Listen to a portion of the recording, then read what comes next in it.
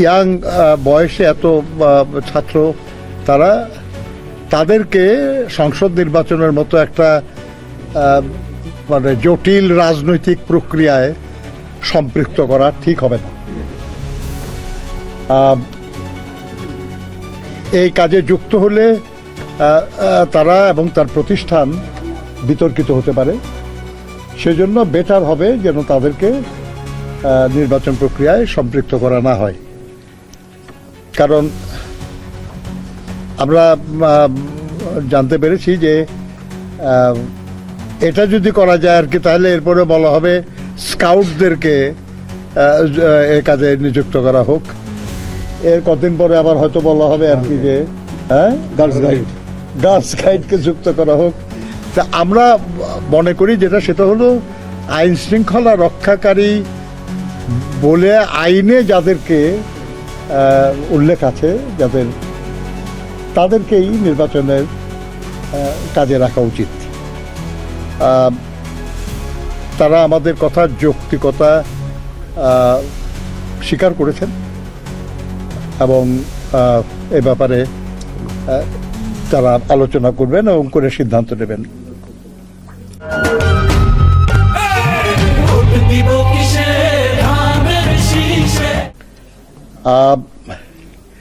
আমরা এটাও জানতে পেরেছি যে নির্বাচনের দিন বা নির্বাচনে বিভিন্ন নির্বাচনী এলাকায় শান্তি শৃঙ্খলা রক্ষার নামে একটা করে শান্তি কমিটি নাকি গঠন করা হবে। আলোচনা শুনেছি আমরা আর কি। এক নম্বর তো শান্তি কমিটির শব্দটাই আমাদের কাছে খুব অপ্রিয় শব্দ, যদিও আমরা শান্তিবাদী মানুষ। নির্বাচন কমিশন বলেছেন এ সম্পর্কে তাদের কিছু জানা নাই, তারা এই ধরনের কোনো কমিটি করার ব্যাপারে কোনো সিদ্ধান্ত নেন নাই।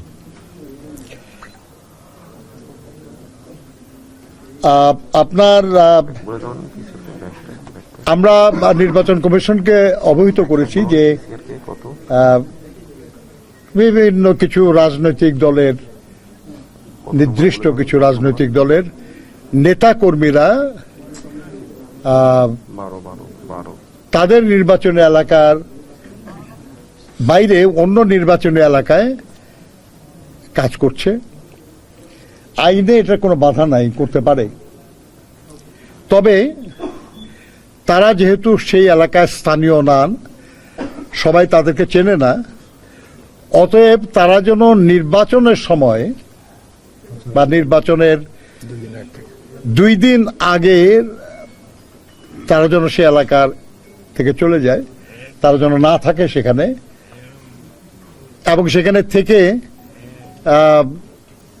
নির্বাচনী কর্মকাণ্ডে বিশৃঙ্খলার কোনো সুযোগ না দেয়, সেজন্য আমরা অনুরোধ জানিয়েছি।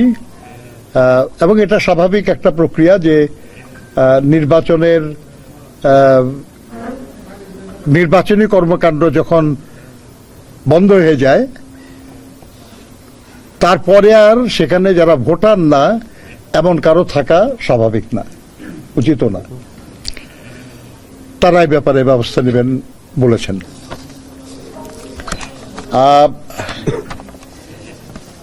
আমরা আপনার ওয়েবসাইটে দেখলাম যে প্রায় 55,000-এরও বেশি স্থানীয় নির্বাচনী পর্যবেক্ষক অনুমতি দিয়েছে নির্বাচন কমিশন, এবং বেশ কিছু প্রতিষ্ঠান আছে যাদের খুব বেশি পরিচিত না, কিন্তু তাদের নামে অনেক পর্যবেক্ষক আমরা দেখেছি আর কি। আমরা কারো বিরুদ্ধে আমাদের কোনো অভিযোগ নাই, কিন্তু আমরা নির্বাচন কমিশনকে বলেছি আর কি যে তারা কি এটা বিষয়টা গভীরভাবে বিবেচনা করেই এটা সিদ্ধান্ত নিচ্ছেন, নাকি মানে এটা একটা সাধারণ প্রক্রিয়ার মধ্যে দিয়ে হয়ে গেছে। ওনারা বলেছেন তারা বিষয়টি পর্যালোচনা করবেন, কারণ সবই তো আর প্রধান নির্বাচন কমিশনার বা নির্বাচন কমিশনাররা করে না, নিচের দিকে অনেকেই করে। তো তো তারা একটু ওইটা নিয়ে খোঁজ খবর নিয়ে ই করবেন। আমরা মনে করি যে সেটা হলো যে নির্বাচন পর্যবেক্ষণের যাদের সক্ষমতা আছে নির্বাচন তাদেরই পর্যবেক্ষণ করা উচিত। আর একটা জিনিস হলো যে আমরা নির্বাচনী পর্যবেক্ষক যারা তারা ভোট কেন্দ্রে যাক আমাদের কোনো আপত্তি নাই, কারণ তারা দেখুক যে ভোট কেন্দ্রে যে নির্বাচন কেমন চলছে, কেমন হচ্ছে। কিন্তু একসাথে বেশি পর্যবেক্ষক যে নির্বাচনের কর্মকাণ্ড যাতে বিঘ্নিত না হয় এই ব্যাপারে সচেতন থাকা উচিত সবারই আর কি। আমরা নির্বাচন কমিশনকে এর আগেও বলেছিলাম যে গত প্রায় 1-1.5 বছরের মধ্যে ঢাকা মহানগরী সহ দেশের বিভিন্ন এলাকায় প্রচুর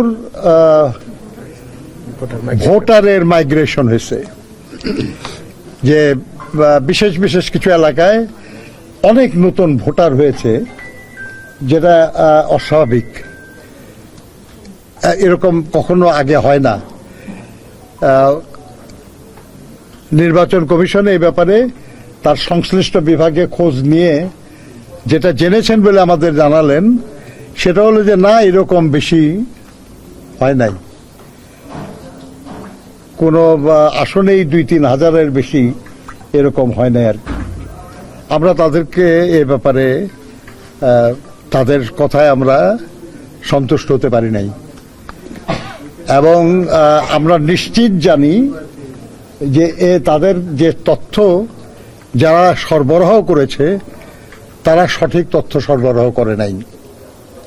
প্রকৃতপক্ষে অনেক বেশি ভোটার মাইগ্রেশন হয়েছে। আমরা তাদের কাছ থেকে আসন ভিত্তিক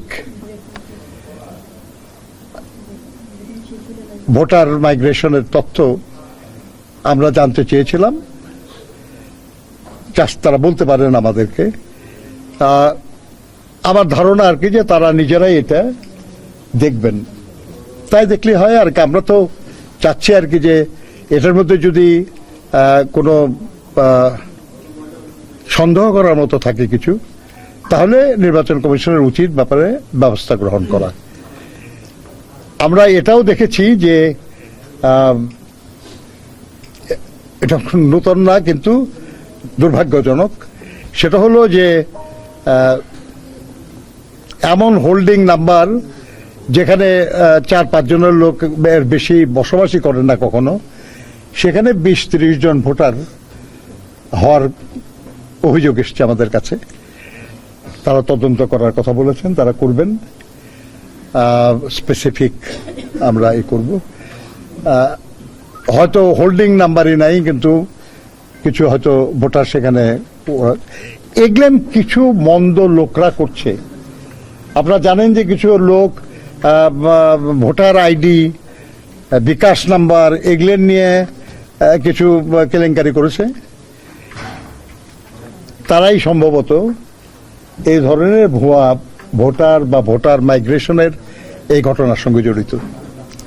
আমরা মনে করি যে এই ব্যাপারে নির্বাচন কমিশনের ভূমিকা যথাযথ হওয়া দরকার, যাতে অবাধ, সুষ্ঠু, নিরপেক্ষ যে নির্বাচনের জন্য আমরা প্রায় 1.5 যুগ লড়াই করেছি, এবং গত 24শে জুলাই আগস্টেও আমাদের বহু সাথী, আমাদের সন্তানরা জীবন দিয়েছেন, সেরকম একটা অবাধ, সুষ্ঠু, নিরপেক্ষ নির্বাচন, শান্তিপূর্ণ নির্বাচনের ক্ষেত্র প্রস্তুত করার জন্য যে কোনো রকম ষড়যন্ত্রের বিরুদ্ধে নির্বাচন কমিশনের তার আইনানুগ সাংবিধানিক যে ভূমিকা সেটা যেন তারা পালন করেন। প্রিয় সাংবাদিক বন্ধুগণ, আমরা আলোচনা করেছি যে অভিযোগ করা হয়, কিন্তু অভিযোগের প্রতিকার সবসময় পাওয়া যায় না। ওনারা আমাদেরকে বললেন যে প্রত্যেক নির্বাচনী এলাকায় electoral inquiry and adjudication committee আছে। আমরা জনগণ, এমনকি রাজনৈতিক দলের নেতৃবৃন্দ কিংবা প্রার্থী, তারাও এটা খুব ভালো করে জানে না। আমরা নির্বাচন কমিশনকে বলেছি যে আপনার সংশ্লিষ্ট কর্তৃপক্ষের সঙ্গে কথা বলুন যে এই কমিটির যেন দৃশ্যমান হয়।